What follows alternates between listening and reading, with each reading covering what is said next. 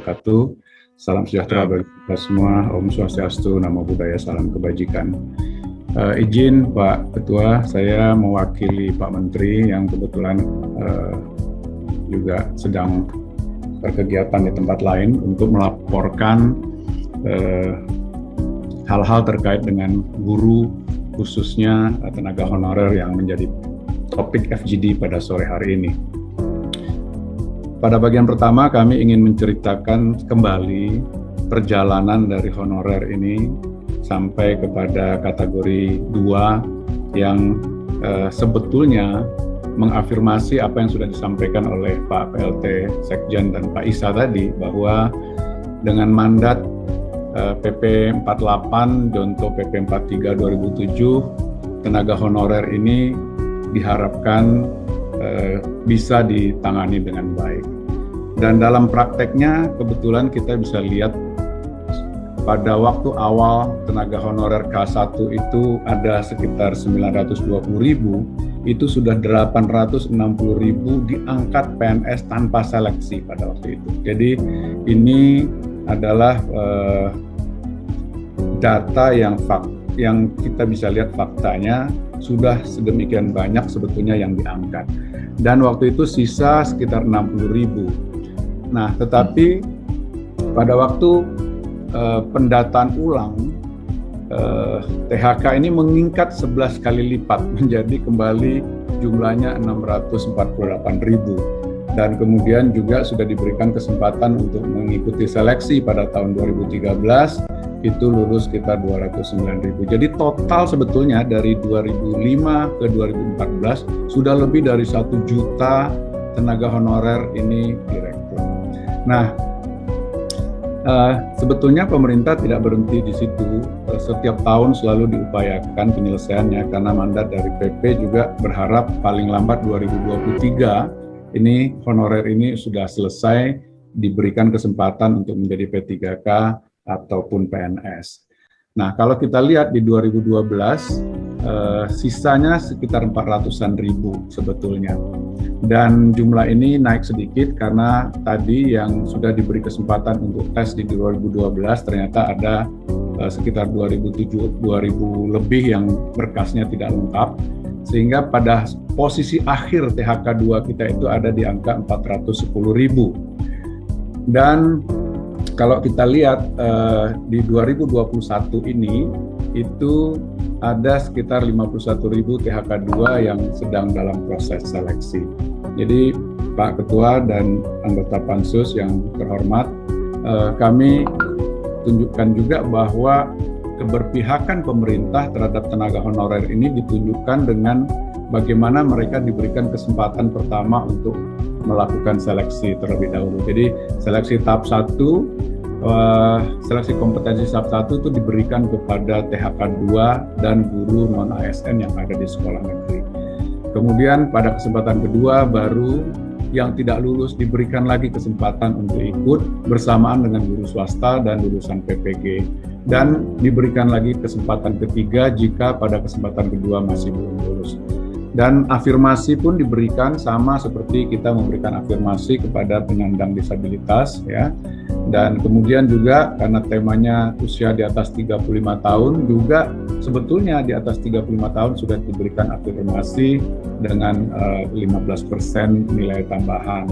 Dan bahkan untuk yang memiliki sertifikat pendidik itu dianggap 100% memenuhi nilai kompetensi teknis. Jadi sebetulnya sudah banyak sekali keberpihakan yang kita berikan kepada kawan-kawan dalam rangka tadi menyeimbangkan apa yang disampaikan oleh Pak Isa. Kita tentu ingin kualitas guru terutama akan menentukan kualitas anak didik kita kalau bisa kita jaga, tapi kita juga memahami realitas di lapangan bahwa banyak sekali tenaga guru yang honorer sudah bekerja sekian lama. Jadi menyeimbangkan antara tuntutan meningkatkan kualitas dengan memberi kesempatan, inilah keseimbangan yang kami coba upayakan dari waktu ke waktu. Nah, untuk 2021 ini betul tadi jumlah kebutuhannya itu di atas 1 juta ditetapkan bersama-sama Kemdikbud dengan Kementerian Keuangan sudah menyepakati. Tetapi faktanya yang diusulkan oleh Pemda sebagai PPK yang akan mengangkat itu jumlahnya hanya sekitar 600-an ribu. Jadi sebetulnya dari target 1 juta itu formasi yang disediakan hanya 600 ribu. Ini juga sebabnya mengapa kami terus berkomunikasi dengan Kemendikbud-Ristek untuk perbaikan apa yang bisa kita lakukan di 2022. Karena mungkin yang tahu peta secara nasional adalah Kemdikbud, tetapi Pemda tentu berhitung anggarannya ada atau tidak. Nah, dalam konteks ini kami sudah sepakat akan berkoordinasi dengan Kemdikbud bersama-sama nanti dengan Kementerian Keuangan untuk merencanakan 2022 agar lebih komprehensif. Jadi kalau butuh gurunya 10, jangan sampai Pemda hanya mengusulkan 4 atau 6 begitu, karena kebutuhan gurunya sebetulnya 10 misalnya, atau sebaliknya. Nah, dalam konteks ini, seleksi tahap 1 sudah dilakukan dan ini adalah sebaran formasi yang sudah terserap by provinsi, Pak Ketua. Jadi Sumatera Barat itu terserap sudah 83% melalui seleksi tahap 1 sehingga menyisakan 17% saja formasi untuk tahap 2 dan tahap 3. Tetapi memang daerah-daerah ke timur itu masih penyerapannya masih sangat kecil dan inilah juga barangkali PR kita untuk memberikan lagi perbaikan-perbaikan berdasarkan data yang kita temukan di lapangan ini. Dan dari hasil tahap 1 tadi, sebetulnya tingkat kelulusan awalnya itu rendah sekali. Dan kemudian Panselnas kemudian melakukan koreksi di dalam perjalanannya, memberikan lagi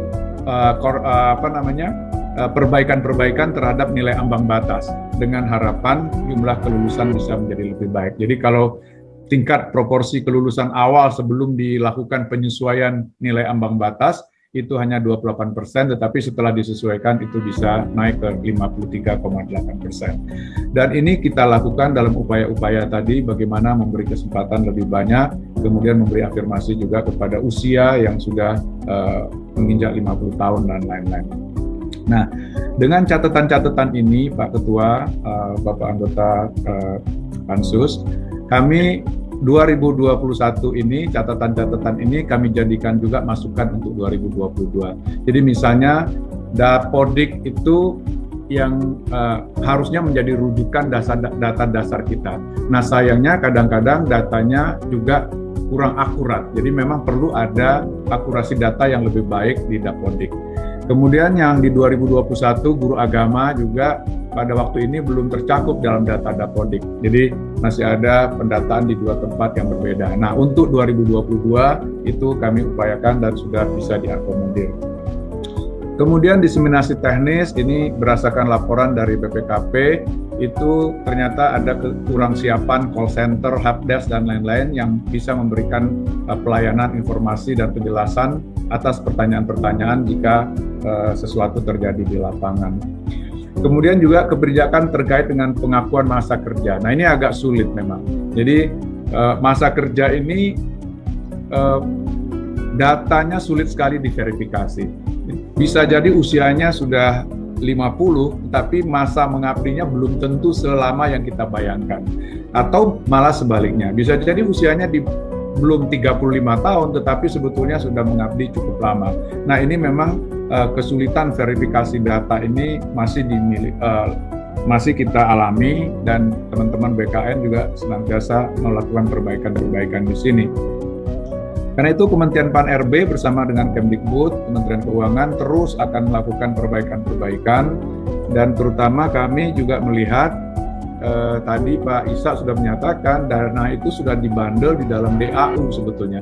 Tetapi oleh Pemda karena tidak ada disebutkan icon khususnya untuk gaji, itu mereka merasa ada yang nggak match antara yang mereka rencanakan dengan realisasi yang mereka dapatkan. Dan ini juga beberapa kabupaten kota datang ke kami minta justru formasi yang sudah disetujui, yang sebelumnya mereka minta dinaikkan, sekarang malah minta diturunkan begitu. Karena merasa dananya tidak cukup. Nah ini merasa ini kan ya namanya juga merasa begitu, padahal Kemku dan Kemdagri sebetulnya sudah punya formulanya, persentase dari apa dan lain-lain sebagainya. Nah ini perlu duduk secara lebih transparan dan menurut kami memang karena guru dan tenaga kesehatan ini adalah pelayanan dasar, perlu memang ada ruang untuk Kemdikbud dan Kemkes nanti untuk memberikan masukan terhadap formasi yang betul-betul dibutuhkan. Jadi jangan sampai kekurangan dana itu dijadikan alasan oleh kementerian atau oleh Pemda untuk tidak mengusulkan, padahal formasinya memang ada dan gurunya memang mengajar di sekolah tersebut. Saya kira itu catatan-catatan kami, dan 2022 juga kita mesti mengantisipasi percepatan dari transformasi digital. ASN secara keseluruhan tentu kalau bertransformasi secara digital jumlah orangnya mungkin akan lebih sedikit dibutuhkan. Dan karena itulah 2022 kita tetap fokusnya kalau bisa lebih ke pelayanan dasar guru dan tenaga kesehatan. Jadi rekrutmen yang lain kalau perlu kita contain terlebih dahulu, kalau perlu negative growth kalau perlu, tetapi untuk pelayanan dasar guru dan tenaga kesehatan kami merasa memang adalah selayaknya untuk kita penuhi sesuai dengan kebutuhannya. Dan kami akan memikirkan terus bagaimana bisa memberikan kesempatan yang lebih baik lagi kepada THK 2 ya, dengan kebijakan-kebijakan yang lebih berpihak. Walaupun sekarang kita merasa sudah diberikan kesempatan, tetapi ternyata banyak juga yang belum lulus, dan kami juga mengendorse mereka agar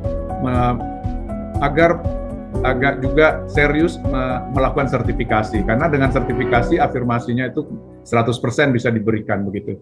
Dan gaji dan tunjangan ini tadi masalah anggaran, kami masih menemukan ada beberapa Pemda yang datang ke kami untuk berkonsultasi terkait dengan menurut mereka anggarannya tidak seperti yang mereka bayangkan waktu mereka merencanakan. Kami kira itu yang bisa diupdate sedikit Pak Ketua, sama Pak, kita juga concern sekali, dan kita sebetulnya making progress kan Pak ya, sudah lebih dari 1 juta ya, dan kemudian sudah lebih dari 25% ASN itu diangkat dari honorer. Jadi bukannya kita nggak making progress, dan memang deadline-nya 2023, mudah-mudahan kita bisa tuntaskan tahun depan ya. Saya kira dengan semangat yang kebersamaan ini kami yakin solusi-solusi yang diharapkan itu bisa kita temukan bersama. Terima kasih atas concern-nya. Nah kemudian memang tadi ada yang agak berbeda sedikit disampaikan oleh Bu Mirati, terjadi perubahan kebutuhan, begitu, penambahan.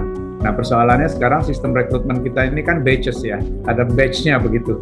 Jadi memang itu direncanakan oleh kawan-kawan BKN, di scheduling dan segala macam, mulai dari persetujuan formasi sampai kepada eksekusinya. Nah saran kami sih kalau memang ada kebutuhan ini dimasukkan segera ke permintaan formasi 2022 yang juga sudah kita buka kan. Jadi dan kita kemarin sudah sepakat di Panselnas rencana rekrutmen 2022 kalau bisa dimajukan ke awal periode begitu. Jadi masih ada ruang untuk itu. Saya kira itu yang bisa saya sampaikan. Sekali lagi terima kasih atas masukan dan concern-nya. Kami yakin semua kementerian lembaga selalu berusaha bagaimana mencari solusi terbaik buat bangsa ini yang memang persoalannya kompleks dan barangkali tidak bisa diselesaikan hanya dalam satu waktu tertentu.